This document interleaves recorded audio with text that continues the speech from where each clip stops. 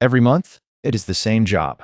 Open the products list, tick everything that is on sale and under 50, and hope you did not miss any. This replaces that list with a rule. Instead of naming products, you describe them. Summer clearance. The category exists, but what goes into it is about to be a definition rather than a list. First condition. The product is on sale. On its own, that would sweep in everything discounted, including the 60-pound jacket. So there is a second condition. Price under 50. Together they say what a shop owner actually says out loud. Nothing is saved yet. 9 products match, and you can see which 9 before committing to anything.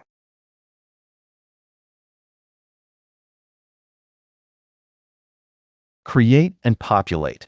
This is a real WooCommerce product category now, not a filtered view. And here it is on the storefront. 9 products, a real URL you can put in a menu, working breadcrumbs. Nobody assigned these by hand. The rule did it, and the rule stays behind. Now the part that matters, a different product, and the category is not open. Its price drops to $44.99. That is the only thing that changed.